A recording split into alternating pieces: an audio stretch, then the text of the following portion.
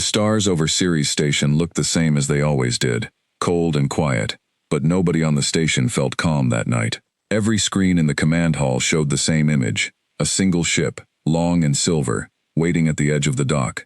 Its name was painted in plain letters on the hull, ECS Lighthouse. It was not a warship. It carried no heavy cannons, no missile bays, no armor plating thick enough to survive a real battle.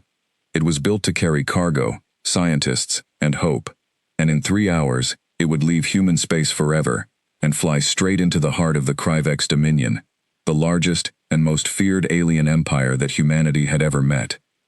Captain Elena Voss stood at the observation window with her arms crossed, watching engineers finish their last checks on the hull. She was 44 years old, with short gray hair and eyes that had seen too many funerals. 10 years ago, she had been a junior officer on the border fleet when the Kryvex scouts first crossed into human territory. That meeting had almost turned into a war. Both sides had pulled back at the last second, and an uneasy peace called the Ceres Line had held ever since. Nobody trusted it completely. Nobody believed it would last forever. Now she was about to break that line on purpose, and she was doing it without a single weapon that could hurt anyone. "Captain," said a voice behind her. She turned and saw Dr. Marcus Chen walking toward her, a datapad tucked under his arm. Marcus was the ship's chief science officer, a thin man with tired eyes and a habit of talking with his hands. He had spent the last 2 years leading the research that had made this mission possible. "Tell me the numbers are still good," Elena said. "They're better than good," Marcus said. "The cultures we grew in the last batch show a full recovery rate in Kryvex soil samples. If what we're seeing in the lab holds true out there, we're not just offering hope, we're offering an actual cure." Elena nodded slowly. 2 years ago, deep space scanners had picked up something strange happening across dozens of Kryvex worlds. Their crops were dying, not from war, not from any weapon anyone could find, but from a strange blight that ate through the roots of Kryvex food plants and left the soil poisoned for years afterward. The Kryvex called it the withering, and it was spreading faster every season. Entire colonies had already lost their ability to grow food. Reports smuggled out by traders spoke of famine on the outer worlds, of riots, of Empire ships being sent not to fight enemies but to guard grain shipments from their own starving people. Human scientists had seen something like it before. 150 years ago, after the Third Resource War, large parts of Earth had suffered a very similar blight, born from chemical weapons that had gone wrong and mixed with the soil in ways nobody predicted. Humanity had almost lost the ability to feed itself.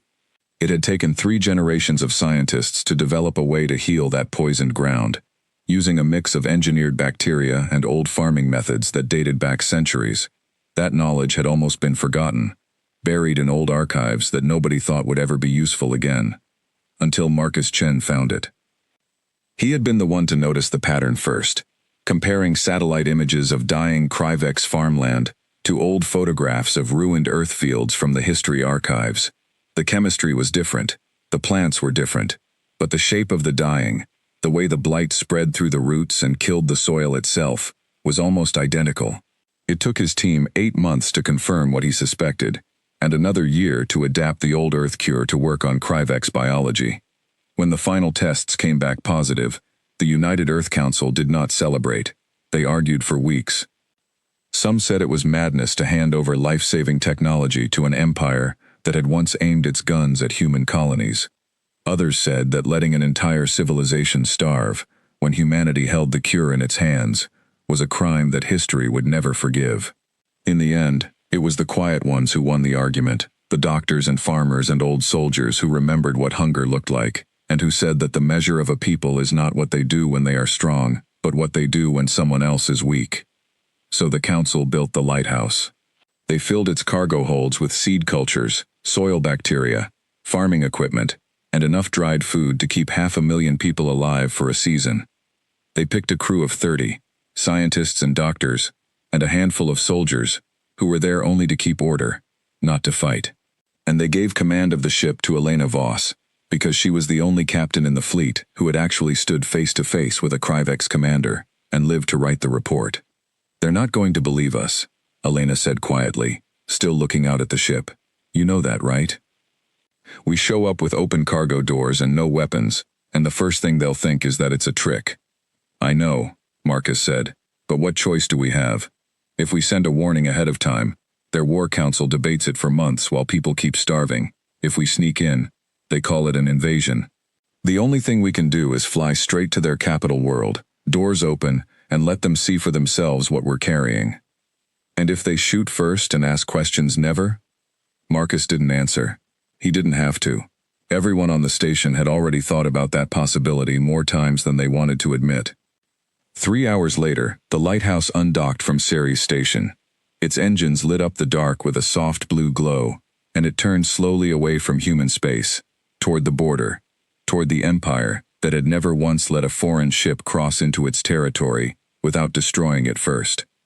On the bridge, Elena sat in the captain's chair and watched the stars shift on the main screen as the ship began its long jump sequence. Beside her stood Lieutenant Amara Osei, the ship's chief communications officer, and one of the few humans alive who could speak fluent Kryvex. Amara was young, only 28, but she had spent 6 years studying the alien language from recordings captured during the border conflict a decade earlier. She had never actually spoken to a living Kryvex before. None of them had. Not really. Not in a real conversation. All they had were recordings of warnings, threats, and the clipped, formal messages exchanged during the ceasefire negotiations. "Ready your greeting message," Elena said. "The moment we cross the Ceres line, I want it broadcasting on every channel we know they monitor." "Yes, Captain." Amara's hands were steady on her console, but her voice had a slight tremor in it. "Just so you know, if I get even one word of the honorific wrong, they might take it as an insult. Kryvex language has 11 different ways to address someone depending on rank, and I only have data on maybe half of them." "Do your best," Elena said. "That's all any of us can do out here." The jump alarm sounded through the ship, a low chime that every crew member had learned to brace for. Elena gripped the arms of her chair as the stars outside stretched into long lines of light and then snapped back into place. When her vision cleared, the view screen showed something no human ship had ever shown before: the open, star-filled darkness of Kryvex territory, and far in the distance, the pale glow of a planet ringed with defense platforms. "We are inside the Dominion," the navigation officer said, his voice barely above a whisper. For a long moment, nobody on the bridge said anything at all. Then the alarm started. "Multiple contacts," called out the tactical officer, a young man named Diego Reyes who had never actually fired a weapon in anger in his life. "I count 6, no, 8 warships closing on our position. They're powering weapons." Elena's stomach tightened, but she kept her voice calm. "Cargo doors, Amara. Open every hatch we have. Let them see the ship is unarmed, and send that message, now." Amara's fingers flew across her console. On the outside of the lighthouse, massive cargo bay doors that had been sealed since launch began to slide open, exposing the crates and tanks and rows of humming machinery inside to open space. It was a terrifying thing to do in front of 8 warships, opening yourself up like that, showing your enemy exactly how helpless you were. But it was also the only proof that mattered. A warship did not fly with its weapons bay wide open for the whole galaxy to see. "Message is broadcasting," Amara said. "I'm sending it in Kryvex, and in the old trade tongue, in case anyone out there understands both." On the screen, the 8 alien warships spread out into a formation surrounding the lighthouse. They were sleek and dark, shaped something like blades, with rows of glowing weapon ports along their sides. Each one alone could have turned the lighthouse into scrap metal in seconds. Nobody on the human ship moved. Nobody spoke. They simply waited. Cargo doors open, weapons silent, while the alien fleet studied them, like a predator studying something it did not understand. Minutes passed. It felt like hours. Then a new voice crackled through the comm system, harsh and clipped, speaking in the deep, growling tones of the Kryvex language. Amara listened, her face going pale, then translated quietly for the bridge. "They are ordering us to power down engines and prepare to be boarded," she said. The voice belongs to someone with a high military rank, based on the address they used. I believe it is a fleet commander. "Do it," Elena said immediately. "Power down engines. Full compliance. Tell them we welcome the inspection." The order went out, and slowly, the great engines of the lighthouse dimmed and fell silent, leaving the ship drifting helplessly in the middle of enemy space. surrounded by warships that could destroy it at any moment. It was, Elena thought, the single most dangerous thing she had ever ordered in her career. It was also, she believed, the only way any of this had a chance of working. A boarding shuttle detached from the nearest warship and crossed the gap between the fleets, docking with a heavy clang against the lighthouse's main airlock. Elena left the bridge and walked down to meet it herself, with Marcus and Amara at her sides, and 2 unarmed crew members standing a respectful distance behind. She had ordered every human on board to leave their sidearms locked in the armory. If the Kryvex saw so much as a single weapon in human hands, the mission was over before it began. The airlock door hissed open, and the first Kryvex soldier stepped through. He was tall, nearly 7 feet, with dark green scaled skin, and a heavy build that made the doorway look small around him. His eyes were narrow and yellow, and they swept across the room, across the unarmed humans, across the open cargo bay behind them, with an expression Elena could not read at all. Behind him came 4 more soldiers, all armed, all watching for the slightest wrong move. The lead soldier spoke, and Amara translated at once, her voice careful and steady, despite the fear Elena could see in her eyes. He asks why we have come armed with nothing, into a territory that has only ever seen human weapons pointed at Kryvex ships. Elena stepped forward, keeping her hands open and visible at her sides. Tell him, she said slowly, that we have not come to fight. Tell him we know about the withering. Tell him we have a cure, and we came to give it to his people, because that is what neighbors do for each other, even neighbors who have never trusted one another. Amara translated, her voice trembling only slightly on the last few words. The Kryvex soldier's eyes narrowed further. For a long, terrible moment, nobody moved. Then he turned his head slightly, speaking a single short word to the soldiers behind him, and one of them lowered a small device toward the deck, scanning the cargo bay beyond. Elena held her breath as the scanner passed over the crates and tanks that Marcus's team had spent 2 years preparing. She knew exactly what those scans would show: seed cultures, soil bacteria, farming tools, dried food. No weapons of any kind, nothing but the tools of survival. The soldier with the scanner said something quiet to the lead soldier, who turned back to face Elena with an expression that had shifted, just slightly, from suspicion to something closer to confusion. He says the scans confirm what we claim, Amara translated.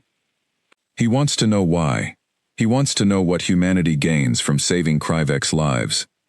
Elena thought of every argument that had been made back on Ceres station, every voice that had spoken for and against this mission. She thought of the old Earth records Marcus had shown her, photographs of dead fields and starving children, from a war that had ended before she was even born. She thought about what it had taken humanity to climb back from that kind of loss, and what it would mean to let another people fall into the same pit when they had the power to stop it. Tell him, she said finally, that we gain nothing except knowing we did not stand by and watch a whole world starve when we could have helped. Tell him that is enough for us. Amara translated the words carefully, and this time, the lead Kryvex soldier was silent for a long moment before he responded. When Amara turned back to Elena, there was something new in her expression, something that might have been the very first hint of hope. He says, Amara said slowly, that his commander will want to speak with us directly. He says we are to power our engines again, under Kryvex escort, and follow his fleet to the capital world. He says the Empress herself will decide what to do with us. Elena felt the tension in her chest ease just slightly, though she knew the hardest part of the journey was only beginning. Being allowed to fly deeper into the Empire did not mean they were safe.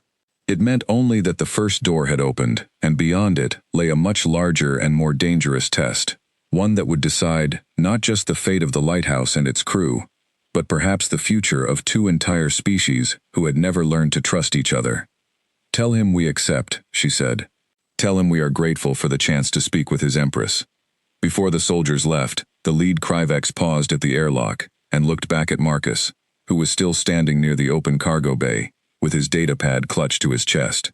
The alien said something short, almost too quiet for the translator to catch, and Amara leaned in to listen more closely.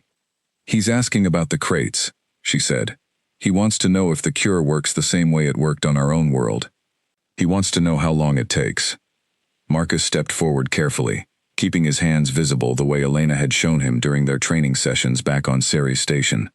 Tell him it took my people 3 generations to heal our land completely, he said.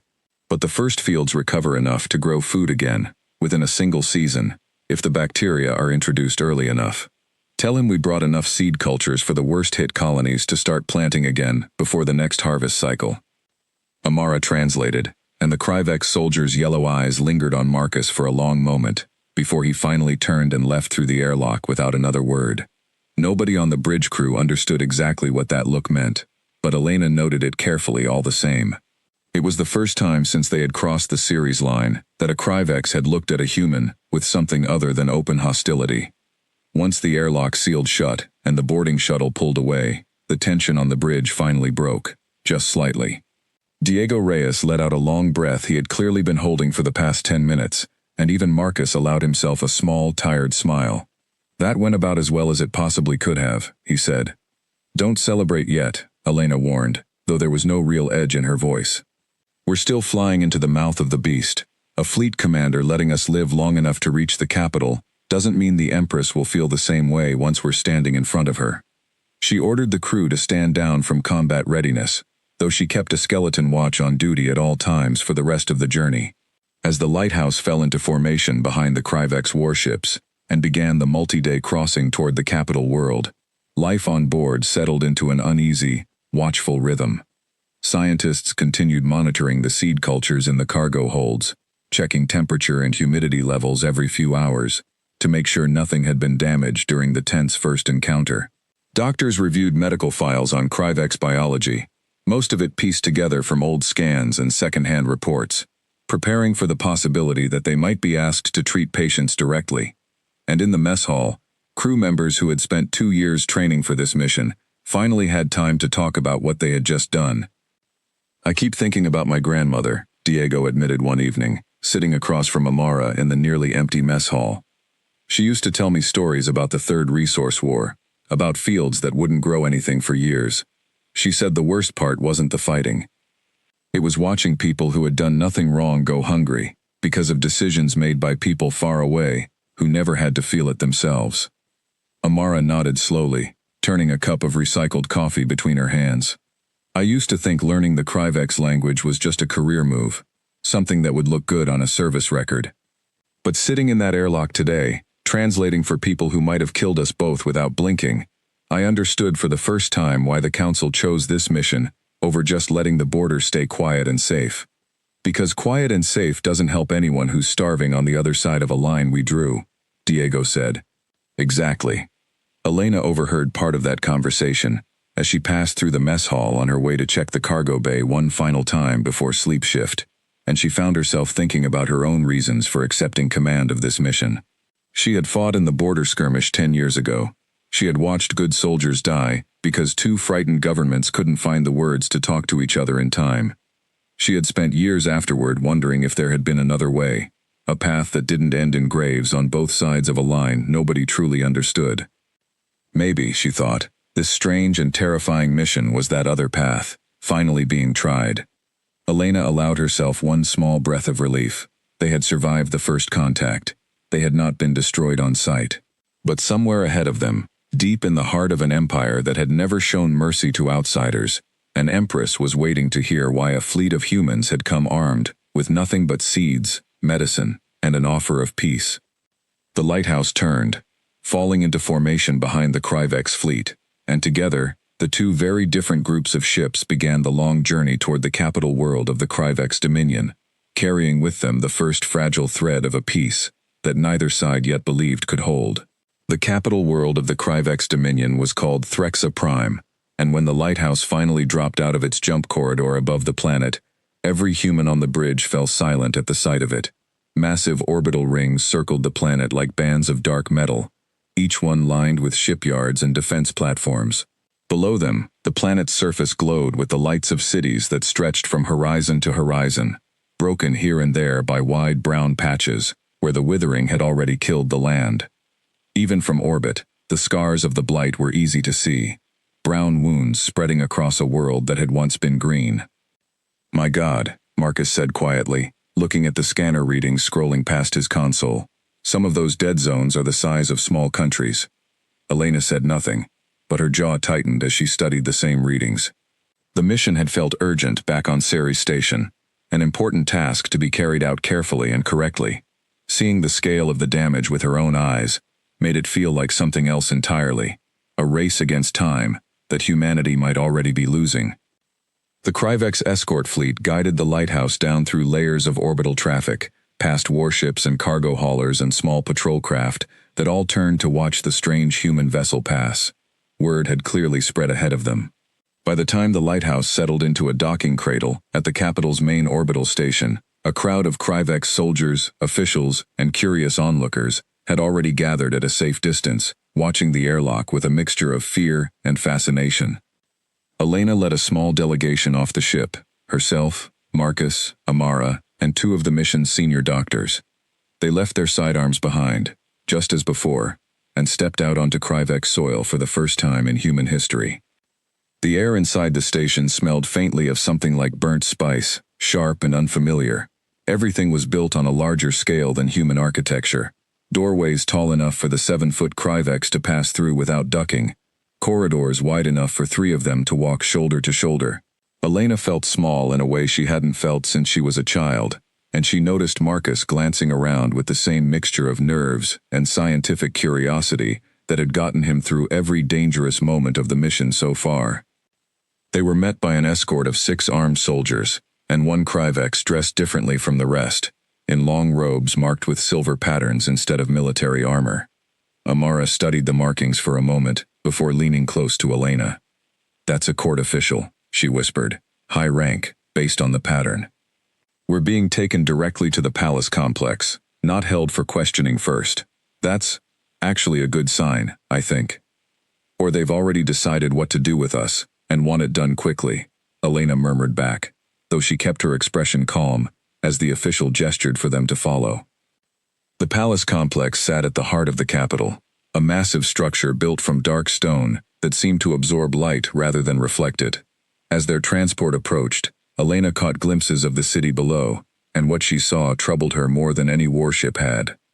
Long lines of Kryvex citizens stood outside buildings marked with symbols Amara identified as food distribution centers.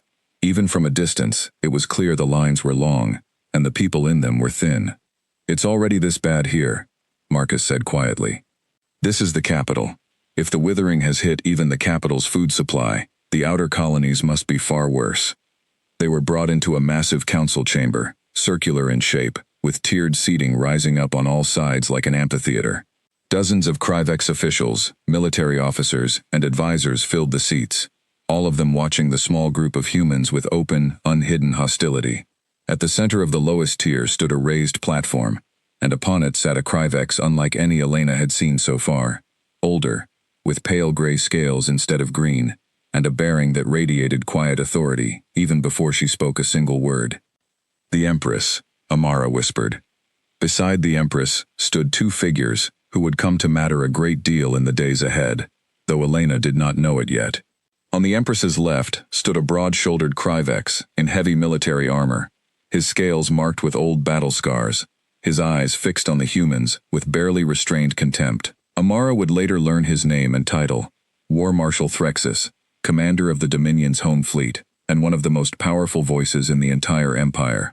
On the Empress's right stood a smaller, older Kryvex, in the same silver-marked robes as their escort, watching the humans, not with hostility, but with something closer to careful curiosity. This was Governor Vikar, overseer of the Empire's agricultural colonies, the official most directly responsible for feeding a starving population. The Empress spoke first, her voice deep and measured, and Amara translated quietly for Elena and the others as the speech continued. "She says that in the history of the Dominion, no outside species has ever been permitted to set foot in this chamber," Amara whispered. "She says our arrival, unarmed and claiming peaceful purpose, is either the greatest act of foolishness she has witnessed in her long reign, or something the Dominion has never before encountered. She wants to know which." Elena stepped forward, feeling the weight of dozens of alien eyes on her. "Tell her," she said carefully, "that it is neither. Tell her we came because we found a way to heal poisoned land, because our own people once suffered exactly what her people are suffering now, and because we could not, in good conscience, keep that knowledge to ourselves, while an entire civilization starved. As Amara translated, a low murmur ran through the tiered seating, dozens of voices speaking over each other in low, rapid cryvex. War Marshal Threxus did not join the murmuring. He stepped forward instead, his voice cutting through the noise like a blade, and Amara's translation came a beat later, tight with tension. "He says it is a trick," she said. "He says humanity fought the Dominion to a standstill 10 years ago, and has spent every year since building fleets in secret, waiting for the moment the Dominion is weak enough to strike. He says the withering has already crippled half our worlds, and now, at the exact moment we are weakest, a human ship arrives promising salvation. He calls it the oldest trick in the history of war. Offer your enemy medicine, and let them beg for the cure, while you slip the poison in deeper." The chamber erupted into louder argument, some voices rising in agreement with the war marshal, others cutting back with objections Amara couldn't translate fast enough to keep up with. Elena felt her chance slipping away in real time, buried under a wall of suspicion built from 10 years of fear on both sides of the series line. It was Governor Vicar who finally raised a hand and brought the chamber back to something like order. He spoke slowly, deliberately, and Amara's translation carried a note of cautious hope. "He is asking a different question," she said. "He wants to know if we can prove it, not with words. With results. He is proposing a test." The Empress raised her own hand, silencing the last of the murmuring, and spoke directly to Elena. Amara translated carefully, word by careful word. "She says that words are cheap, and that the Dominion has heard many promises from many enemies over the centuries. She says if our cure is real, we will prove it, on a small scale, under Kryvek's supervision, before any wider trust is offered. She has chosen a dead field near the capital, poisoned 3 seasons ago, considered beyond saving by her own scientists. If we can bring life back to that ground within the space of a single moon cycle, she will believe our claims. If we fail, or if anything about our methods proves dishonest, the lighthouse and its crew will be treated as what War Marshal Threxus believes us to be, the opening move of an invasion." Elena felt Marcus tense beside her, and she understood why. A moon cycle was not much time at all to prove something that, back on Earth, had taken years to fully demonstrate. But there was no room left to negotiate for more, not with the War Marshal's accusations still hanging thick in the air of the chamber. "Tell her we accept," Elena said. "Tell her we will begin immediately, and that we welcome any observers she wishes to send, so there can be no doubt about what she witnesses." The Empress studied Elena for a long moment after Amara's translation, her pale eyes unreadable, before finally giving a single slow nod. They were given quarters within the palace complex, sparse rooms clearly not designed with human comfort in mind, and a full day to prepare before being escorted out to the test site the following morning. Elena used the time to meet with Marcus and the rest of the science team, over a secure channel back to the lighthouse, reviewing every detail of the plan, for what felt like the 100th time. "A moon cycle isn't enough for a full recovery," Marcus admitted, pacing back and forth across the small guest chamber. "But it's enough to show visible root regrowth, if the bacterial cultures take properly. The soil chemistry should shift measurably, within the first 2 weeks, if everything goes the way our models predict. And if it doesn't?" Elena asked. Marcus stopped pacing. "Then I've made a very expensive mistake, and it's going to get us all killed." Elena didn't have a comforting answer for that, so she didn't try to give one. Instead, she spent the rest of the evening reviewing tactical readouts of the palace complex with Diego, who had been left in temporary command of the lighthouse, while she remained planetside, making sure the ship's skeleton crew understood exactly what to do if the negotiations went badly and the delegation needed emergency extraction. Late that night, as most of the palace had gone quiet, there was a soft knock at Elena's door. She opened it to find Governor Vakar standing alone in the corridor, without any of his usual attendants, wrapped in a plain traveling cloak instead of his official robes. Amara was summoned quickly to translate, still half asleep but alert the moment she understood who was waiting outside. Vakar spoke quietly, glancing down the corridor as if checking for listeners before he continued. Amara's translation came slow and careful. "He says he wanted to speak with us without the War Marshal's allies listening," she said. "He says the field the Empress chose for the test was not a random selection. It was deliberately picked because Threxus's own scientists declared it the most severely poisoned ground within a day's travel of the capital, precisely so that our failure, if it comes, cannot be blamed on an easy test. Elena felt a chill settle over her despite the warm air of the palace. He's saying they set us up to fail. Amara relayed the question, and Vecker's answer came back grim and direct. He says yes, Amara translated. But he also says he does not believe we should fail, if what we claim about our own history is true.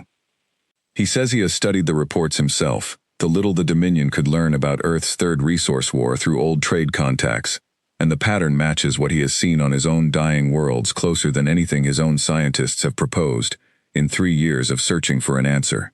He says, quietly, and only to us, that he hopes we succeed. Not because he trusts humanity, because he is tired of watching his people starve, while his own government argues about strategy instead of survival. Elena studied the old Krivex governor for a long moment, weighing the risk of trusting a stranger from a species that had, until 3 days ago, been considered nothing but a threat. Tell him, she said finally, that we intend to succeed, and tell him that if we do, we hope it will be the first step towards something neither of our peoples has managed before, an alliance built on more than fear. Vakar listened to the translation, and for just a moment, something that might have been the ghost of a smile crossed his weathered green face before he pulled his cloak tighter and disappeared back down the darkened corridor, leaving Elena and Amara alone with the weight of everything that would happen once the sun rose over the poisoned field at the edge of the capital. Morning came too quickly. Elena had barely slept, running through every possible failure point in her mind, and when the escort arrived to take the human delegation to the test site, she found Marcus already waiting by the door, dressed and alert, despite the dark circles under his eyes. "Cultures are stable," he said, before she could even ask. "I checked them twice overnight. Whatever happens today, it won't be because something broke on our end." The field itself sat on the outskirts of the capital, past the last ring of tall buildings, where the land opened up into what had once been a wide stretch of farmland. Now it was a scar of dead brown earth, cracked and lifeless, stretching almost to the horizon. A crowd had gathered at its edge, kept back by a line of soldiers, and Elena realized with a start that word of the test had spread through the capital overnight. Ordinary Krivex citizens, thin and tired-looking, stood watching in silence, some of them clutching children close, all of them waiting to see if the strange off-worlders could do what their own scientists had failed to do. War Marshal Threxus was already there when the human delegation arrived, standing near a cluster of military scientists with data devices in hand, their expressions carefully neutral, in a way that told Elena they had been ordered not to show any bias either way. Governor Vakar stood a short distance apart, his face giving nothing away in public that might betray the quiet conversation of the night before. "Ready?" Elena asked Marcus quietly, as the science team began unloading equipment from a small transport. "As I'll ever be," he said, and stepped forward to begin the work. The process itself looked almost disappointingly simple to the watching crowd. Marcus and 2 of his junior researchers moved across a marked section of the dead field, spraying a fine mist of engineered bacteria across the cracked soil, then working it gently into the topsoil, with hand tools instead of heavy machinery, exactly as the old Earth records described. Every few meters, they paused to take soil samples, sealing them carefully for later analysis, while a team of Krivex scientists shadowed their every move, recording everything with their own instruments. It took nearly 4 hours to treat the entire test section. When it was done, the field looked exactly the same as it had that morning, dead, cracked, and brown. There was no visible change, no dramatic transformation, nothing but dirt and the fading light of an alien afternoon. Elena heard murmurs of disappointment ripple through the watching crowd, and beside her, War Marshal Threxus made no attempt to hide the satisfaction on his scarred face. "He says the test has already failed," Amara translated quietly, watching the War Marshal address his officers. "He's telling them the results speak for themselves, that dirt is still dirt, no matter what a human sprays on it.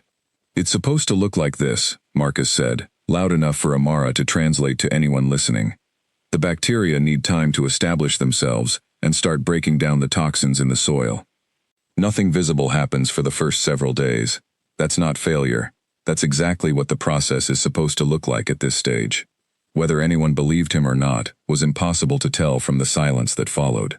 The crowd slowly dispersed, the Kryvex scientists packed up their instruments, and the human delegation was escorted back to the palace to begin the long, anxious wait to see if 2 years of research and 150 years of half-forgotten Earth history would prove true on alien soil. The days that followed tested Elena's patience more than any battle she had fought in her career. Each morning, a small team was allowed to visit the field to take fresh soil samples, always under the close watch of Kryvex guards and at least one of Threxus's scientists, who seemed to grow more skeptical with each passing day, that showed no visible change in the dead brown Earth. Marcus buried himself in the data, running the same tests over and over, checking bacterial colony counts against his models, growing more confident with each private result, even as the public field remained stubbornly, visibly dead. The numbers are exactly where they should be, he told Elena on the 5th night, spreading data charts across the small table in her quarters. Toxin levels in the treated section have already dropped 11%. It's happening. It just isn't happening where anyone can see it yet. That's not going to matter to the Empress if Threxus convinces her the whole thing is theater before the visible proof arrives, Elena said. She was right to worry. On the 7th night, Amara came to her quarters with news that made the tension in the palace complex feel suddenly much more dangerous. A junior Kryvex scientist assigned to monitor the test site, one loyal to Governor Vekar rather than the war marshal, had quietly reported that unauthorized equipment had been spotted near the test field after dark, equipment that did not belong to either the human delegation or the official Kryvex observation team. Someone's been out there at night, Amara said, her voice low with worry. Vekar thinks it might be soldiers loyal to Threxus. He's not certain, but he thinks someone might be trying to interfere with the samples, maybe even sabotage the test itself, to make sure it fails no matter what the science actually shows. Elena felt a familiar cold anger settle into her chest, the same feeling she remembered from the worst days of the border conflict a decade earlier, when politics and fear had a way of poisoning even the most careful plans. If someone tampers with that field, she said quietly, it won't just cost us the test. It could cost every Kryvex on a dying world the only real chance they have left. Vekar is trying to arrange extra guards for the site, Amara said. Ones he trusts personally, not soldiers under Threxus's command, but he says it will take time to do quietly, without drawing attention that could start a fight within his own government, before we've even finished proving ourselves to the rest of it. Elena looked out the narrow window of her quarters at the dark shape of the dead field, barely visible in the distance under the light of 2 rising moons, and felt the full weight of just how fragile this fragile piece really was. A mission built to save an entire civilization from starvation was now hanging by threads of trust between a handful of individuals, human and Kryvex alike, all of them working quietly against currents of fear and old hatred that neither side had fully let go of. We need eyes on that field tonight, she said finally. Diego can put together a small team from the lighthouse, unarmed, just enough to watch and report if anything happens. Tell Vekar we're not waiting for his soldiers. If someone is trying to destroy the one chance both our peoples have at proving this can work, I want to know exactly who, before the whole test is lost to sabotage neither of us can undo. Amara nodded and hurried off to relay the message, leaving Elena alone with the growing certainty that the true test facing the lighthouse's crew was not going to be the soil chemistry of a single poisoned field, but the far more dangerous, far less predictable battle being fought in the shadows of a palace, where old hatreds were not yet ready to die quietly. The night watch on the dead field began quietly. Diego led a small team of 3 from the lighthouse, all unarmed as promised, carrying only recording equipment and a portable scanner Marcus had modified to detect unauthorized tampering with the treated soil. Governor Vekar sent 2 of his own trusted guards to meet them at the edge of the field, Kryvex soldiers who did not wear the standard markings of the home fleet, but simpler uniforms belonging to the agricultural ministry instead. For the first 2 hours, nothing happened. The field lay silent under the light of Threxa Prime's twin moons, the cracked brown earth looking exactly as dead and hopeless as it had every night since the treatment began. Diego kept his small team spread out along the perimeter, watching the dark tree line beyond the field, where anyone approaching would have to come from. It was Amara, monitoring communications from the palace, who caught the first sign of trouble. A coded military transmission crossed one of the frequencies she had been quietly tracking since Vekar's warning, a short burst of Kryvek's battle language that her translation software flagged as unusual for a routine night patrol. "Diego," she said into her comm, keeping her voice low, even though she was safely inside the palace walls. "I'm picking up movement orders on a military channel. Small unit, moving toward the southern edge of the test field. I don't have a clear translation of their purpose, but the timing is not a coincidence." "Copy that," Diego said quietly, already signaling his team to shift position. "We'll keep low and watch.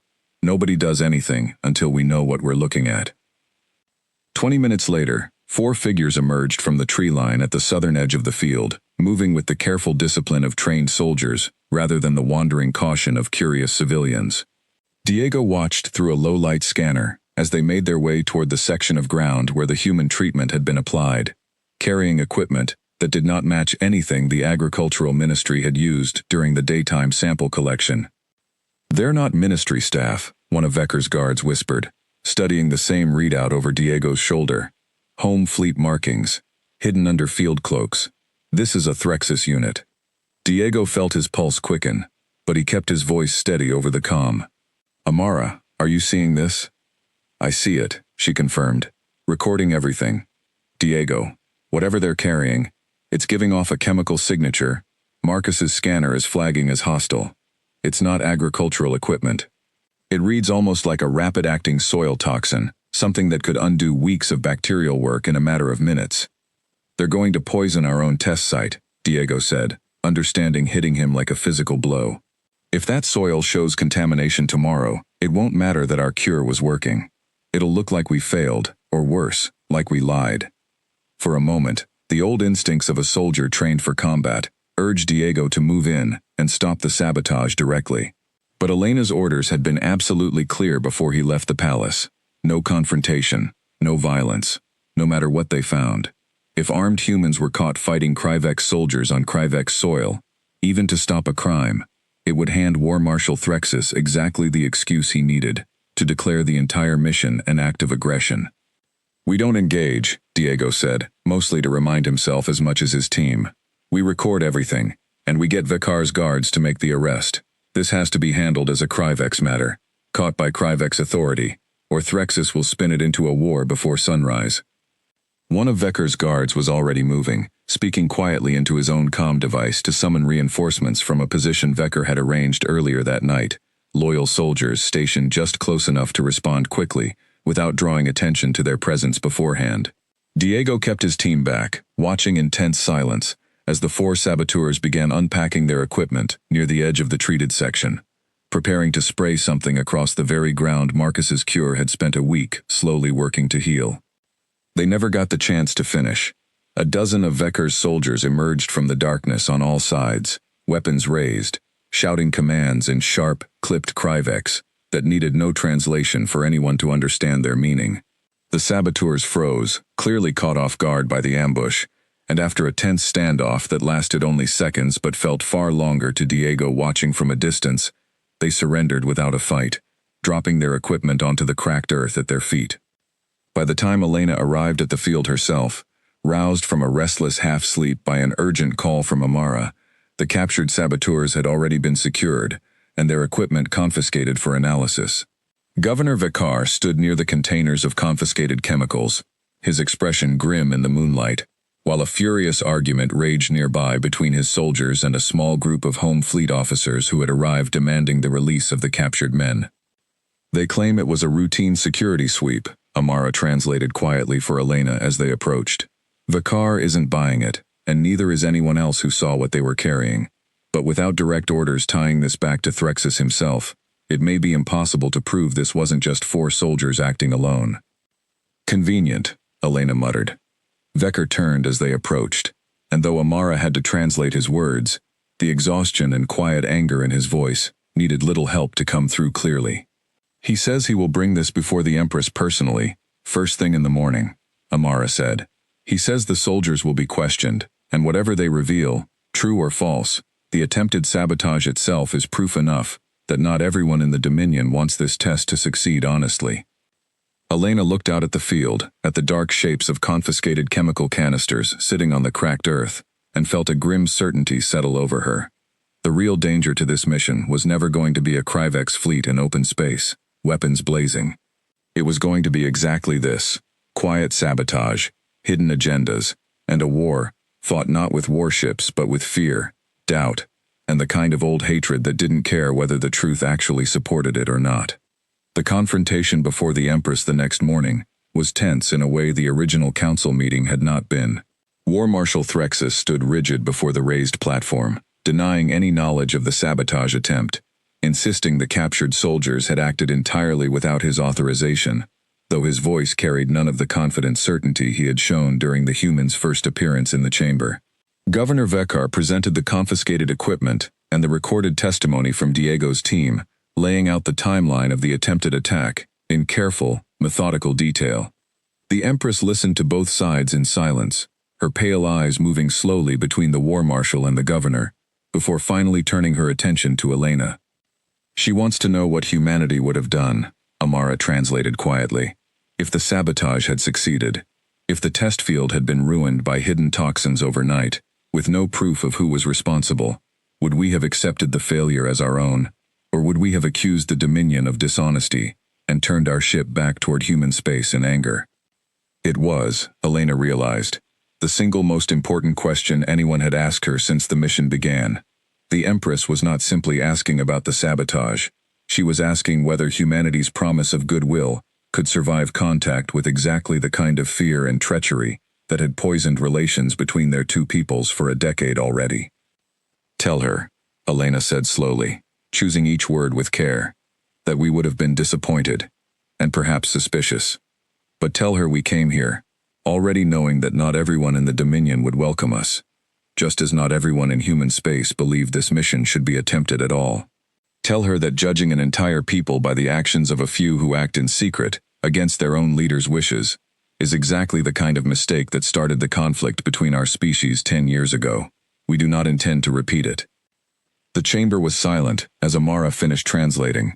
The Empress studied Elena for a long moment, something unreadable moving behind her pale eyes, before she finally spoke again, this time addressing the entire chamber, rather than Elena alone.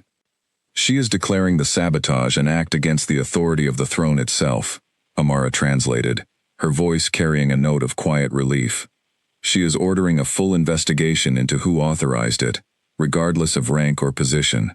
And she is extending the timeline of the test by 10 additional days, to ensure that whatever result comes from that field, it comes free of any further interference." War Marshal Threxus's expression darkened at the ruling, but he said nothing further, offering only a stiff, formal bow before withdrawing from the chamber with his officers close behind. Governor Vekar remained, watching the human delegation with something that had shifted, once again, a little further from caution, toward something that might, in time, become trust. Over the following days, the additional security around the test field held firm, and slowly, the visible signs Marcus had promised finally began to appear. First it was subtle, a faint shift in the color of the cracked soil, no longer quite so dark and lifeless. Then, on the 14th day since treatment began, one of the junior Kryvex scientists monitoring the site called out in surprise at something she had found half buried beneath the surface of the treated section. A single thin green shoot, barely an inch tall, pushing up through soil that had been declared dead by the Dominion's own scientists for 3 full seasons. Word spread through the capital faster than any official announcement could have managed. By the next morning, the crowd gathered at the edge of the field had grown to hundreds, ordinary Kryvex citizens, standing in respectful, hopeful silence, watching a single tiny plant, as though it were the most important thing in the galaxy. In some ways, Elena thought, standing among them with Marcus at her side, it was exactly that. "It's working," Marcus said, his voice thick with an emotion he made no effort to hide. 2 years of research, 150 years of buried history, and it's actually working. Among the crowd that morning stood a Kryvex family Elena would not learn the names of until much later. A mother, thin from months of rationed food, holding the hand of a small child, whose scales had not yet grown their full adult color.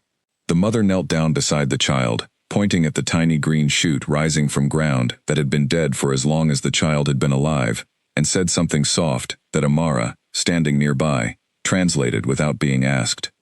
"She's telling her daughter that the ground can still grow things," Amara said quietly, her own voice unsteady. She says she wasn't sure that was true anymore. Elena had seen a great deal in her years of service, border skirmishes and tense negotiations, and the quiet, grinding fear of a decade spent waiting for a war that might restart at any moment. But something about that small, ordinary moment, a mother reassuring her child that the world could still give them food, struck her harder than any of it. This was what the mission had always been about, buried under the politics and the danger and the careful diplomatic language of council chambers. It was about this. A single green shoot, and a child who could still believe in tomorrow because of it.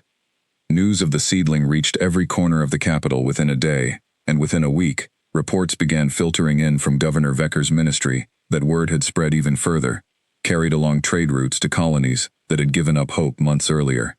Vecker visited the lighthouse's delegation personally that evening, no longer bothering with the careful secrecy of his first late-night visit, walking openly through the palace corridors with two of his own aides at his side.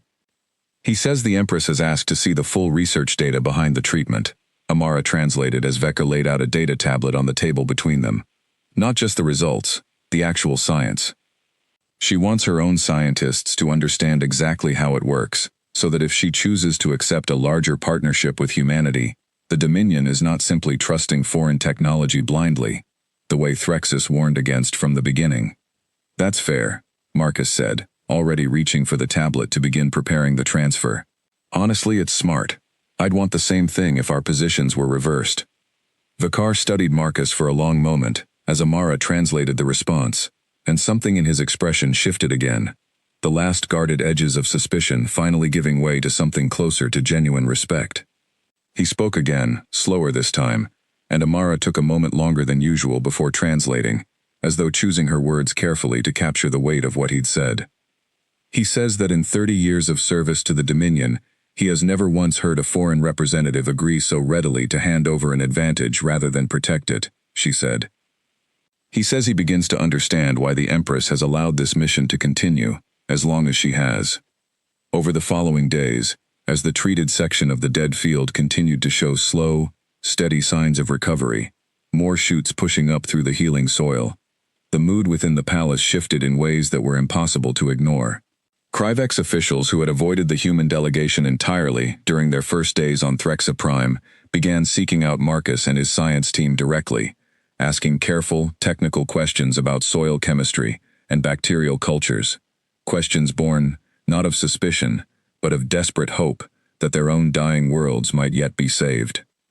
Elena spent long hours in meetings with Governor Vecker's ministry, laying the groundwork for what a larger aid mission might look like if the Empress gave final approval, which colonies were suffering worst, how quickly seed cultures could be manufactured and shipped once the Dominion's own facilities were brought up to speed, how human and Kryvex scientists might work side by side, rather than simply handing technology across a table and walking away.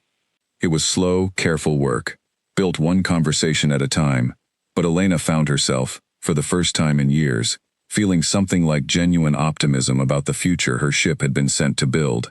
Not everyone in the palace shared that optimism. In a private chamber far from the council hall, War Marshal Threxus met quietly with a small circle of officers loyal to him alone, men and women who had spent their careers building the Dominion's fleets into the most feared military force in known space, and who watched the growing warmth between the throne and the human delegation with something close to despair. "The Empress grows soft," one of his officers said bitterly, according to a walker. Amara pieced together days later from a nervous junior aide, who had overheard part of the conversation, and reported it to Governor Vicar, out of fear of what might follow. "She lets foreign scientists walk her own capital freely, while our fleets sit idle, waiting for orders that never come." Threxus was said to have answered only that patience was a soldier's oldest weapon, and that a single green shoot in a test field proved nothing about what humanity truly wanted, only that they were skilled enough to make a convincing show of generosity. He reminded his officers, according to the aide's account, that empires had fallen before to enemies who arrived offering gifts, and that the true test of humanity's intentions would not come from a field of dirt, but from a moment of real crisis, when there was no time left to fake goodwill, and no cameras watching to reward a performance. It was a chilling thought, and one that would return to Elena's mind many times in the days that followed, though she would not learn of that private meeting until much later. For now, life in the palace continued its slow, careful rhythm of growing trust, one soil sample and one careful conversation at a time, even as unseen currents moved beneath the surface of the Dominion's court, currents that had little to do with dirt or seedlings, and everything to do with power, fear, and the question of what an empire built on strength alone was willing to do when faced with the possibility that strength was no longer enough to save it. Elena did not know about the private meeting, but she felt its echo all the same, in the way certain officers now avoided her eyes in the palace corridors, in the way military patrols around the test field seemed to have grown slightly more numerous, slightly more watchful, in ways that had nothing to do with protecting the seedlings from sabotage. Something was shifting in the currents of Dominion politics, something Elena could sense but not yet name, and it left her sleeping less each night, even as the small green shoots in the dead field kept quietly, stubbornly growing. That optimism did not last. It was Diego who brought the first warning, catching Elena just outside the council chamber late one evening, his expression tight with the particular kind of urgency that came from a soldier's instincts refusing to be ignored. "Captain, I need you to see something," he said. "Lighthouse picked up long-range sensor activity about 6 hours ago, way out past the edge of Dominion patrol space. I almost dismissed it as sensor noise, but the pattern's repeating, and it's getting closer." "Kryvex ships?" Elena asked, though something in Diego's tone already told her the answer wasn't that simple. "That's the problem," Diego said. "The signatures don't match anything in our Kryvex database, and they don't match anything human either. Whatever's out there, it's not one of ours, and it's not one of theirs." Elena felt the fragile optimism of the past week crack under a sudden cold weight of dread. A single green shoot had proven that hope could grow even in the most poisoned ground. But somewhere beyond the edge of Dominion space, something unknown was approaching, and Elena had learned long ago that in the vast, dangerous dark between the stars, the things you didn't recognize were very often the most dangerous things of all. She thought of War Marshal Threxus's cold, furious expression as he left the council chamber after the sabotage attempt was exposed, and wondered, with a growing unease she could not quite shake, whether the true danger facing this fragile new peace had never been a jealous general at all, but something far larger, and far less patient, already moving through the dark toward a wounded empire that had no idea how little time it might have left to heal. The unknown ships crossed into the outer edge of Dominion space 3 days after Diego's first warning, and by the time Kryvex patrol fleets confirmed the sighting, panic had already begun spreading through the capital's military command. Elena was summoned to an emergency session of the council, this time without the careful formality of her first appearance in the chamber. There was no time for formality anymore.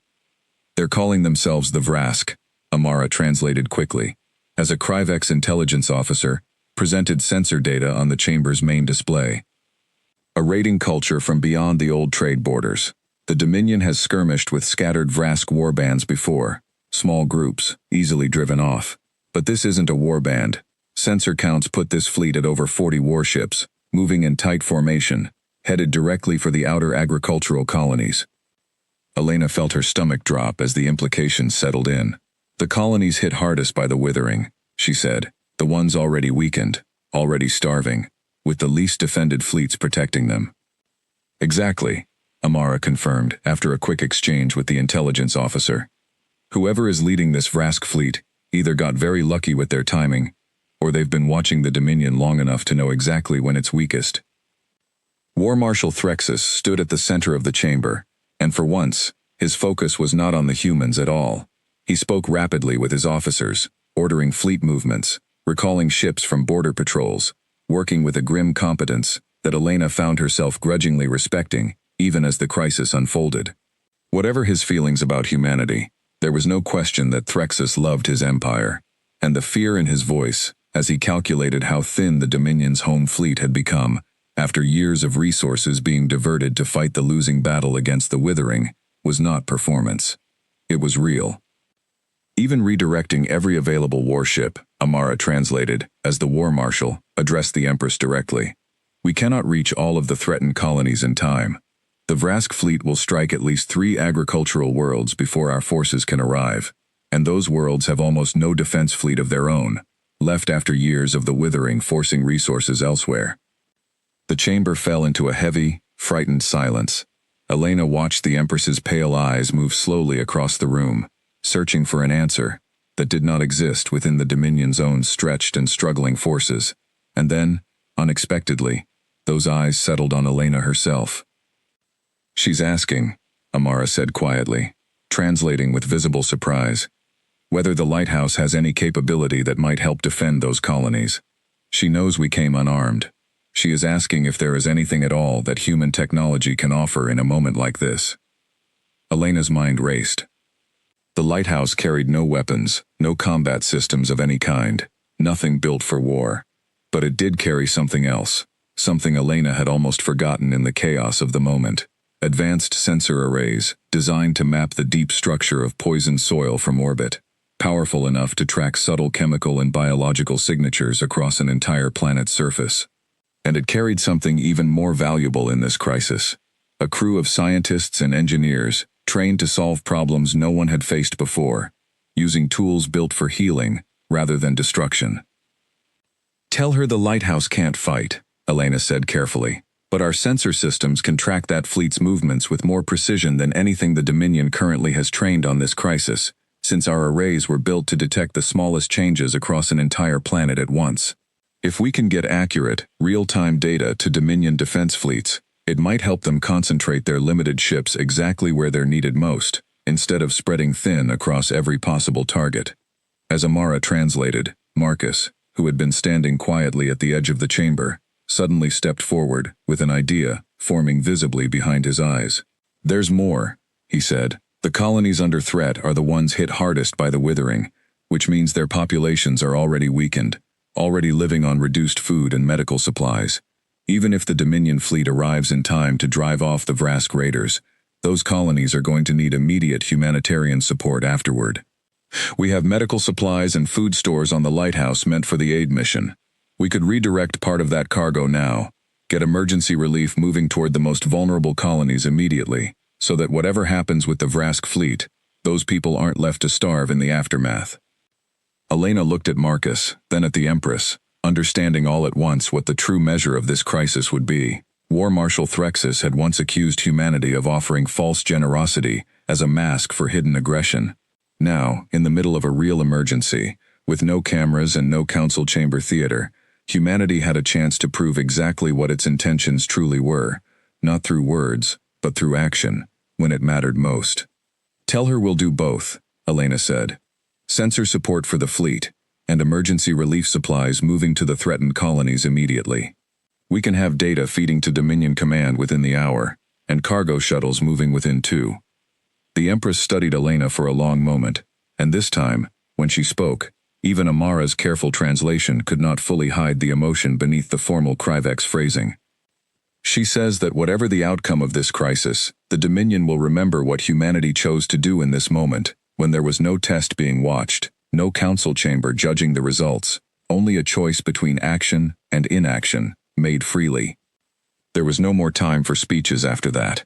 The chamber dissolved into a flurry of coordinated activity, Kryvex fleet commanders relaying orders to their ships, human crew aboard the lighthouse scrambling to bring the ship's sensor arrays online and establish a secure data link with Dominion Command. Elena found herself back on the lighthouse's bridge within the hour, working alongside Diego and the rest of the crew, as real-time sensor data began streaming across their screens, tracking the Vrask fleet's approach with a precision that made even the Dominion's own tactical officers pause in surprised respect over the shared comm channel. "They're not moving in a simple straight line," Diego said, studying the data as it updated. "Look at this pattern. They're splitting into 3 groups, moving toward 3 separate colonies simultaneously. Whoever's leading this fleet knows exactly what they're doing." Elena relayed the analysis to Dominion Command immediately, and within minutes, War Marshal Threxus's voice came through the shared channel directly, translated in real time by Amara from the palace. "He's asking if we can predict which colony each group will strike first," Amara said. "He's trying to decide where to concentrate his fastest response ships." Marcus, working alongside the sensor team, pulled up a rapid analysis of the Vrask fleet's velocity and heading. "Based on their current speed and trajectory, The northernmost group will reach their target first, by a margin of almost 6 hours over the other two, he said. If Threxus can get even a small strike force there fast enough, they might be able to blunt that first attack before it fully develops. The information passed to Dominion Command, and within the hour, Elena watched on the shared tactical display as a fast strike group of Kryvex warships broke away from the main defense fleet, changing course toward the northernmost threatened colony at maximum speed. Guided by data the lighthouse's sensors continued to refine with every passing minute. Meanwhile, aboard the lighthouse, cargo shuttles began launching toward the threatened colonies, loaded with emergency food stores and medical supplies. It was dangerous work, sending unarmed shuttles into a region of space where a Vrask raiding fleet might arrive at any moment. But Elena made the call without hesitation. The people on those dying colonies needed help now, not after the battle was decided, and every hour of delay meant more suffering for people who had already endured years of famine before the Vrask fleet had even appeared on anyone's sensors. The battle, when it finally came, unfolded across 3 separate colonies over the course of a single long, terrifying day. Elena and her crew watched from the lighthouse's bridge as sensor data streamed in from across the region, tracking the desperate fighting in real time, even though the ship itself remained safely out of the direct conflict zone. The fast strike group reached the northernmost colony with barely 20 minutes to spare, engaging the lead Vrask raiding group in a brutal, close-range battle that lit up the lighthouse's sensors with the chaotic signatures of weapons fire and shield impacts. "They're holding," Diego reported, watching the data with tense focus. "Barely, but they're holding the line. The extra warning time made the difference." The other 2 colonies were not so fortunate in their timing, but even there, Elena's crew found ways to help. Marcus, working with Dominion tactical officers over the shared channel, identified a weakness in the Vrask fleet's sensor jamming pattern, a blind spot the lighthouse's own more advanced arrays could see through, even when Dominion sensors could not. That single piece of information allowed a second, smaller Dominion defense group to maneuver into position undetected, striking the Vrask raiders from an angle they had not accounted for, and turning what had looked like a certain loss into a hard-fought, costly victory. By the time the last of the Vrask ships broke off and retreated back toward the edge of Dominion space, badly damaged and clearly unwilling to press an attack that had cost them far more than expected, the sun was setting over Threxa Prime, and Elena had not slept in over 30 hours. But as the final tactical reports came through the shared channel, confirming that all 3 threatened colonies had survived, battered and frightened but alive, she felt a wave of exhaustion, mixed with something she had not expected to feel this deep into a mission, built on distrust and careful diplomacy. Pride, not just in her own crew, but in what humans and Kryvex had managed to accomplish together, in the space of a single desperate day, when it had mattered more than any council chamber test ever could. She did not yet know that the true cost of that day was still being counted, far from the bridge of the lighthouse, on the surface of the northernmost colony, that had held the line only by the narrowest of margins, where Dominion medical teams were only now beginning to reach the wounded, and where the first human cargo shuttles, carrying food and medicine meant to heal a starving world, were about to land in the middle of a battlefield still smoking from a fight that had almost cost an empire everything. The colony's main settlement, a cluster of low-domed buildings surrounded by the same brown, dying farmland Elena had seen from orbit above the capital, had taken heavy damage during the fighting. Fires still burned in 2 sections of the outer district when the first human shuttle touched down, and the 2 doctors who stepped off it, Dr. Priya Nandan and Dr. Samuel Okafor, found themselves immediately surrounded by frightened, wounded Kryvex civilians who had never in their lives expected to see a human face, let alone one offering to help bind their wounds. The local Kryvex medical staff, exhausted and badly understaffed after years of the withering stretching their resources thin, hesitated only a moment before waving the human doctors forward. There was no time left for old suspicions when the wounded kept arriving faster than anyone could treat them.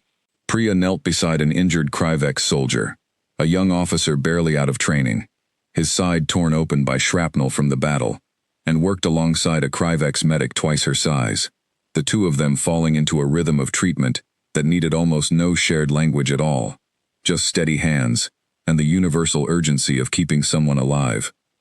"Pressure here, now," Priya said, guiding the medic's hands to the wound while she prepared a sealant patch from her kit.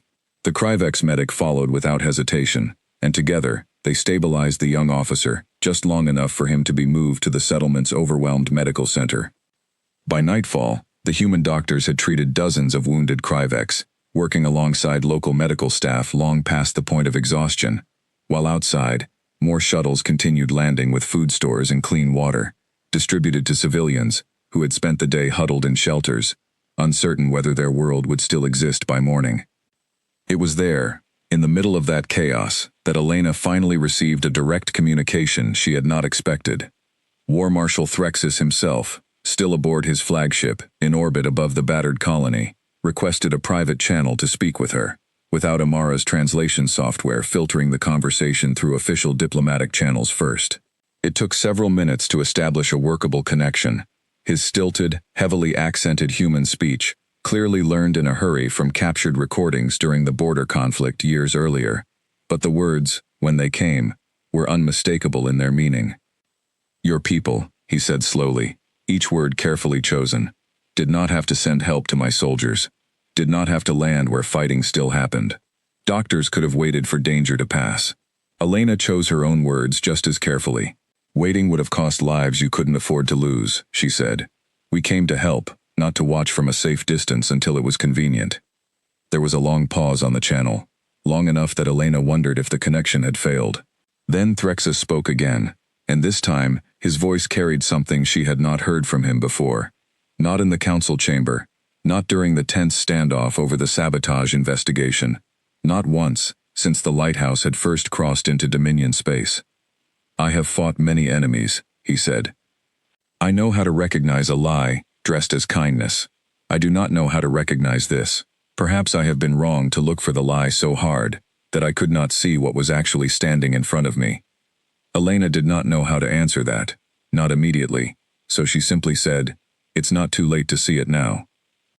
The channel closed without further reply, but Elena found herself staring at the dark comm screen for a long moment afterward, feeling something shift inside her chest that she could not quite name. 10 years of fear and distrust did not disappear because of a single difficult conversation, she knew that much. But something had cracked open in the War Marshal's carefully guarded certainty, and Elena suspected that crack would only grow wider in the days ahead, as reports continued arriving from the colony below, describing human doctors working through the night beside Kryvex medics, human cargo shuttles delivering food to civilians who had gone weeks without enough to eat, and human sensor data that had, by every honest measure, saved thousands of Kryvex lives that would otherwise have been lost. In the settlement's crowded medical center, Priya found herself checking back on the young officer she had helped stabilize during the worst hours of the crisis. He was awake now, weak but alert, his side bandaged with a mix of human sealant patches and Kryvex healing gel that the local medics had layered together in a small, practical act of cooperation that nobody had needed to plan or announce. His name, she learned through a translation device borrowed from Amara, was Kellen, and he was barely 23 years old, only 2 years into his first military posting. "He wants to know why you stayed," Amara translated over a comm link, relaying the question from a nurse who had asked on Kellen's behalf, since he was still too weak to speak for long himself. "He says human ships could have left once the fighting stopped. He says he expected to wake up and find your people already gone." Priya sat beside his cot for a moment, thinking about how to answer honestly. "Tell him that where I'm from, you don't patch someone up and then leave before you know they're going to be okay," she said. "That's not how healing works. You stay until the job is actually finished." When the translation reached him, Kellen's tired yellow eyes studied Priya for a long moment, and though he said nothing more, something in his expression eased, just slightly, the way exhausted relief sometimes looks almost like the beginning of trust. Word of moments like that one, small and unofficial and never meant for any council chamber record, spread through the colony almost as quickly as word of the battle itself had spread through the capital days earlier. Local Kryvex began speaking openly with the human relief workers, sharing meals from the newly delivered supplies, asking careful questions about Earth and its history, through halting exchanges aided by translation devices, curiosity slowly overtaking a decade of inherited fear. Back at the capital, Governor Vicar sent word that the original test field, the one that had started this entire fragile experiment in trust, had continued its recovery even through the days of crisis. The single green shoot, now joined by dozens more, spreading in a slow, steady wave across the once dead ground. He included, in his message, a simple note for Elena, translated carefully by Amara before it was delivered. He says the field is no longer an experiment in his mind, Amara read aloud. He says it has become something closer to a promise, and he intends to make sure the Empress understands the difference before the final judgment on this mission is made. 2 days later, once the last of the wounded had been stabilized and the immediate crisis had passed, Elena received word that the Empress herself was traveling to the northern colony in person, an almost unheard-of gesture for a ruler who rarely left the capital, to personally oversee the recovery efforts and to speak with the human delegation on the ground, rather than summoning them back to the formal distance of the council chamber. Something important was shifting in the relationship between the Dominion and the Lighthouse's crew, something built not on carefully staged tests in a dead field, but on the harder, more honest proof of a crisis faced together, side by side, when there had been no time left to pretend. The Empress arrived at the northern colony 3 days after the battle, traveling aboard a modest transport, escorted by only a handful of warships, a far smaller show of force than Elena had expected from a ruler of her standing. She toured the settlement in person, walking through the medical center, where human and Kryvex doctors still worked side by side, past the food distribution lines, where colonists received supplies delivered by human cargo shuttles, and out to the edge of the settlement, where local farmers had already begun asking Marcus and his science team when the same soil treatment used at the capital might be brought to their own dying fields. Elena watched the Empress move through the colony with quiet, careful attention, saying little, listening a great deal, and it was not until the tour reached its end, in a modest gathering hall at the center of the settlement, that the Empress finally addressed the human delegation directly, without the formal distance of a raised platform or a circle of tiered seating separating her from those she spoke to.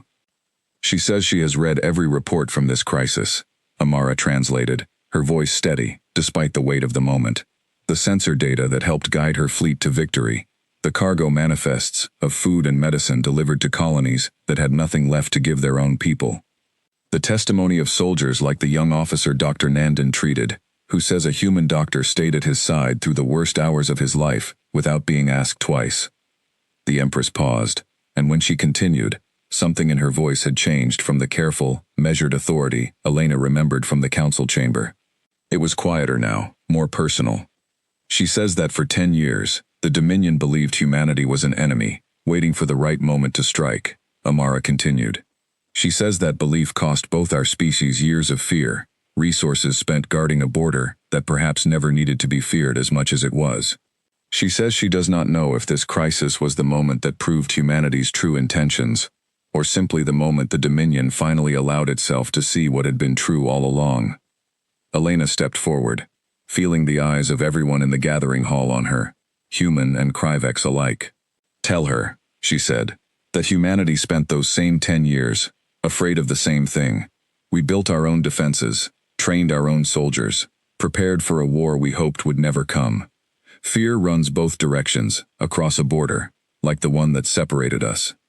Maybe the only way to end it was always going to be exactly this, standing together when it actually mattered, instead of just talking about peace from a safe distance.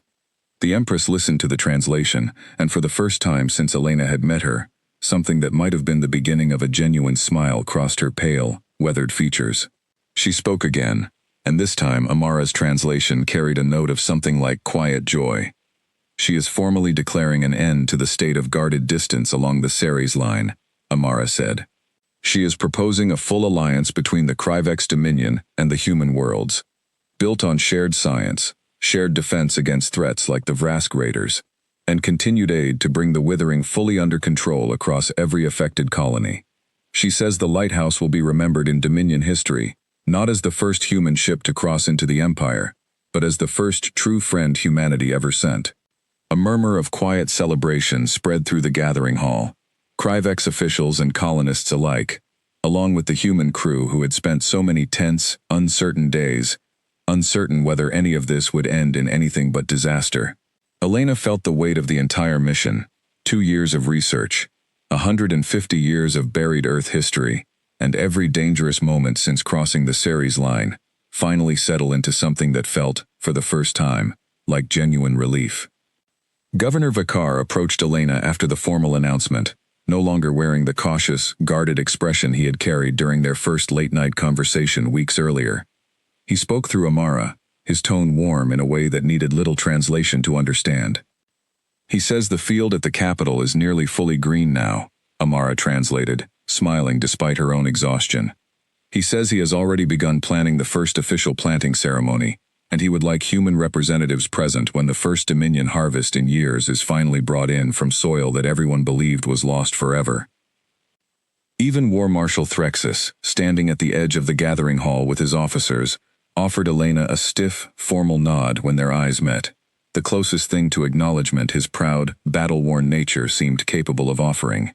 It was not friendship, not yet, and Elena understood that old suspicion built over a decade would not vanish overnight simply because of one difficult crisis survived together. But it was a beginning, and after everything the Lighthouse's crew had risked to get this far, a beginning was more than enough. Before the Lighthouse departed the northern colony for the final leg of negotiations back at the Capitol, Diego found himself saying an unexpected goodbye of his own.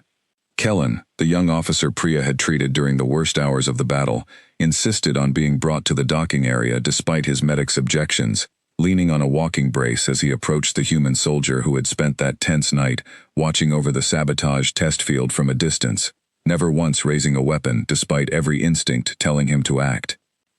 "He wants to thank you," Amara translated, standing nearby to help bridge the conversation. "He says he heard what happened that night at the field, how your team saw the sabotage coming, and chose to trust Governor Vecker's soldiers to handle it, rather than risk a fight that could have started something much worse. He says that kind of restraint is harder to find than courage, in his experience, and he did not expect to find it in a human soldier." Diego, who had spent most of the mission quietly uncertain whether his combat training would ever be useful for something other than violence, found himself surprised by how much the young officer's words meant to him. "Tell him I've seen what happens when both sides stop trusting restraint," he said. "I grew up on stories about the Third Resource War. Sometimes the hardest, bravest thing a soldier can do is choose not to fight, even when every instinct says otherwise." Kellen considered the translation for a long moment, then extended a scarred green hand toward Diego, an unmistakable gesture even without words. Diego shook it firmly, and for a moment, standing on a battle-scarred colony world at the edge of a fragile new alliance, the weight of 10 years of fear between two species felt, if only briefly, like something that could actually be set down. In the weeks that followed, the alliance between humanity and the Kryvex Dominion took shape, with a speed that surprised even the most optimistic voices back on the United Earth Council. Additional human ships followed the Lighthouse's path across the Ceres line, this time carrying not just Marcus's team of scientists, but agricultural engineers, medical specialists, and teams of joint researchers eager to study Kryvex biology and Earth's own recovering ecosystems, side by side, searching for solutions neither species could have found working entirely alone. Kryvex vessels, in turn, began appearing in human space for the first time in a decade, not as scouts probing for weakness, but as official delegations carrying trade proposals, defense cooperation agreements, and, in one memorable case, a gift of rare Kryvex seed stock that Earth's own botanists had never encountered before, offered by Governor Vecker himself as a gesture of thanks for the science that had saved his people's harvests. Back on Earth, news of the Lighthouse's mission reached the United Earth Council in careful, staggered reports, each one more remarkable than the last. First the news that the ship had survived first contact, then the news of the successful soil test, then, with far greater urgency, reports of the Vrask attack and the human role in helping turn back a fleet that could have devastated Dominion colonies already weakened by years of famine. Public reaction on Earth was far from unanimous. Some celebrated the mission as proof that humanity's better instincts could triumph even in the coldest, most dangerous corners of the galaxy. Others remained deeply uneasy about the resources spent and the risks taken, especially once word spread of the sabotage attempt and the very real danger the crew had faced from hostile elements within the Dominion itself. The Council itself spent long, difficult sessions debating whether the growing alliance should be expanded further, or approached with more caution going forward. Elena followed those debates from a distance, through carefully compressed data bursts relayed across the growing communication network now linking human and Dominion space, and she found she understood both sides of the argument better than most. She had seen, firsthand, exactly how easily this mission could have ended in disaster, how close the sabotage attempt had come to unraveling everything before it truly began, how narrow the margin of survival had been during the Vrask attack. But she had also seen the small green shoot pushing through dead soil, the mother reassuring her child that the world could still grow food, the young officer extending his hand to Diego in genuine gratitude on a battle-scarred colony world. Caution had its place, she thought, but so did the willingness to take a real risk when the alternative was doing nothing at all, while an entire civilization starved. War Marshal Threxus, for his part, surprised nearly everyone in the Dominion's military command by becoming, in the months that followed, one of the strongest voices supporting continued cooperation with humanity, though he never fully abandoned the cautious, watchful nature that had made him such a formidable commander in the first place. When asked by a Dominion historian, months later, what had changed his mind, his answer was recorded and later shared with Elena through Governor Vekar's office, translated carefully into simple, direct language that needed no further explanation. I watched an empire that called itself an enemy risk its own people to save mine, the translated record read. A soldier does not need to trust every word spoken across a negotiating table. He only needs to watch what is done when no one is required to do anything at all. That is the test I have spent my whole life applying to friend and foe alike, and humanity is the first outsider to pass it. Elena remained in command of the lighthouse for the full duration of the initial alliance negotiations, watching with quiet satisfaction as the ship that had once flown alone and unarmed into hostile territory became, in time, the founding symbol of an entirely new chapter in the relationship between two very different peoples. She thought often, during those busy weeks, of the small green shoot that had first pushed up through dead soil at the edge of the capital, and of the mother and child who had knelt beside it in wonder, believing for the first time in months that tomorrow might actually be worth hoping for. Governor Vekar made good on his promise about the harvest ceremony. Nearly 2 months after the Vrask attack, once the treated field at the capital had grown thick with rows of tall, healthy Krivex grain, standing green and full, where cracked, dead earth had stretched for 3 long seasons, Vekar invited Elena, Marcus, and the rest of the human delegation to stand alongside Dominion officials and ordinary colonists as the first harvest was brought in. It was a modest ceremony by the standards of Krivex tradition, Amara explained. Nothing like the grand formal gatherings of the capital's council chamber, but the crowd that gathered at the edge of the field was larger than any Elena had seen since the day the first green shoot had appeared months earlier. Children ran between the rows of grain, laughing in a way that Elena hadn't seen from Krivex youth since her arrival, while their parents worked alongside farmhands and Dominion agricultural officers, cutting and gathering the harvest by hand, in careful, practiced motions, passed down through generations who had once taken a healthy harvest completely for granted. Marcus stood near the edge of the field with a small device recording soil readings, though Elena noticed he spent more time simply watching the harvest than checking his instruments, a small, quiet smile on his tired face. 2 years of research, he said, when Elena came to stand beside him. 150 years of buried history nobody thought would ever matter again, and it all comes down to this: people getting to bring in a harvest they didn't think they'd ever see.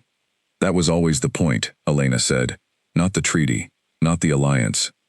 This. Governor Vekar approached them both as the ceremony wound toward its close, carrying a small woven basket filled with the first grain gathered from the field that morning. He said something to Amara, who translated with a note of quiet warmth in her voice. He says it is Dominion tradition to share the first harvest from reclaimed ground with those who made its recovery possible, she said. He is asking if human customs have anything similar, so that this gift might be given properly, in a way that honors both our traditions, rather than only his own. Elena thought for a moment, remembering old stories her grandmother used to tell about harvest festivals held generations ago, long before the Third Resource War had nearly destroyed Earth's ability to grow food at all. Tell him that on Earth, sharing a meal made from the harvest is the oldest way we know to say thank you, she said. It means you trust the people you're sharing it with enough to break bread together. That evening, in a gathering hall near the edge of the restored field, human and Kryvex shared a meal together for the first time in the history of either species. Dishes prepared from the newly harvested grain, served alongside food brought from the lighthouse's own stores. A strange and wonderful mixture of two very different culinary traditions that somehow, against all odds, complemented each other far better than anyone had expected. Diego found himself trying to explain the concept of earth bread to a table of curious Kryvex farmhands, using exaggerated hand gestures that made Amara laugh so hard she nearly dropped her translation device, while Priya and Samuel compared notes on medical training with a group of Dominion doctors eager to learn more about human anatomy and treatment methods that had proven so effective during the crisis at the northern colony. It was, Elena thought, watching the warm chaos of the gathering hall from a quiet corner near the door, exactly the kind of moment the mission had always been meant to create, even if nobody back on Ceres station could have predicted it would take the shape of a shared harvest meal in a hall full of laughter, 2 months after a battle that had nearly cost an entire empire its future.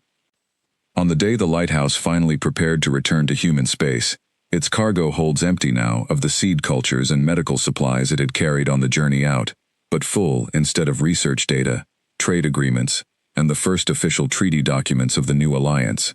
Governor Vicar arrived at the docking bay personally to see the crew off.